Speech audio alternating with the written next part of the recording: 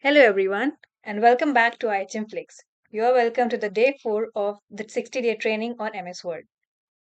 In our last video, we learned how to create, open and save files in MS Word. Today, we are going to learn something very basic but extremely important. That is typing basic in MS Word. If you learn how to type and select text properly, your work will become faster, cleaner and more professional. So let's begin. Let us start with text entry, which simply means typing in MS Word. To start typing, click anywhere on the blank document. You will see a blinking line called the cursor. Start typing using your keyboard. For this, I'll show you. Here is my cursor. Start typing, you will see the words here after the blinking line. Whatever I'll type appear exactly where the cursor is. So I'll write a simple sentence. Name, welcome to IHM Flix.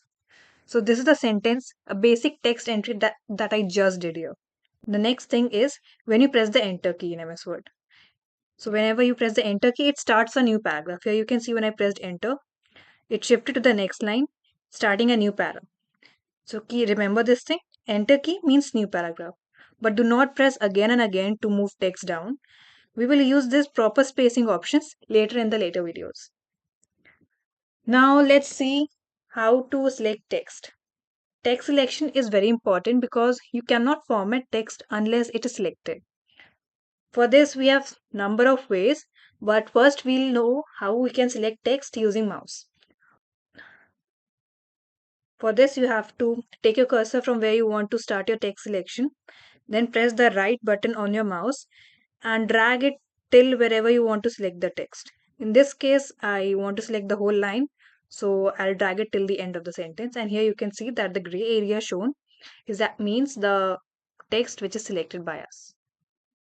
The second way is double click and triple click. But there's a difference between these two. Double click means you can select one word, but when we triple click through a mouse, we can select the entire paragraph. This saves a lot of time while editing. So I'll show you how it's done. For example, see my cursor which is now on the word welcome. If I double click on it, it has selected a word.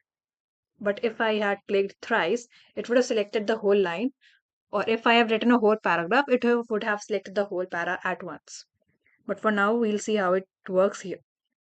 I'll take my cursor here on welcome and will click it thrice. 1, 2, 3. Here you can see the whole line has been selected. I hope this was easy for you to understand. Now let's move on to the next part, which is selecting text using keyboard. For this, you have to again take your cursor from where you want to start your text selection. This time I'll take it here from 2. I want to select the sentence from 2. Then I'll press shift key and the right side. For this, I will press the shift key on the keyboard and the right arrow together. With this, I can choose the area I want to select. Yeah, it's done. You can select it by doing word by word. So these were the methods of selecting any text. Now we will know how we can edit it. There are a number of ways and we will start with delete and backspace.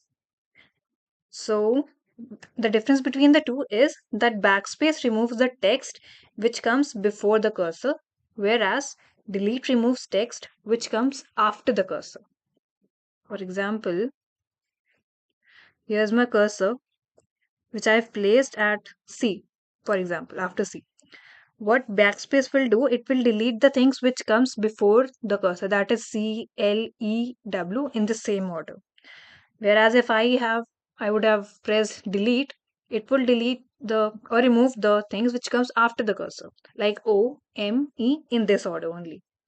I'll demonstrate you through an example. First, I'll do backspace, then I'll do the delete key function. Here I'm pressing the backspace key, and you will see that C, L, E, and W will disappear on their own. I hope you understand how it worked. I pressed the backspace button on the keyboard and then we were able to remove the things which were before the cursor.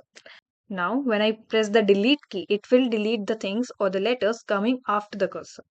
For example, 1, 2, 3. it deleted the letters which came after the cursor with the help of delete key. I hope this was easy to understand. Now we'll move forward with the next thing, which is cut, copy, paste function, as well as undo and redo. The cut functions removes text from one place of the document and moves it to the another place we want it.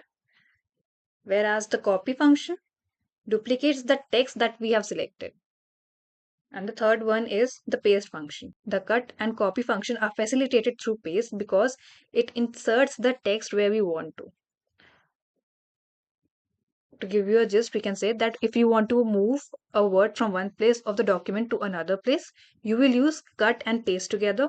But if you want to make a copy or duplicate any text, you will see copy and paste together. For all these functions, I've mentioned the shortcut keys right in front of them, so you can use them.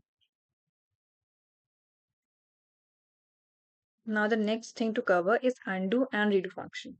The difference between the two is the undo command is used to reverse the last action performed, while the redo command is used to reverse the effect of the undo command, that is, reapplying the last action that was undone.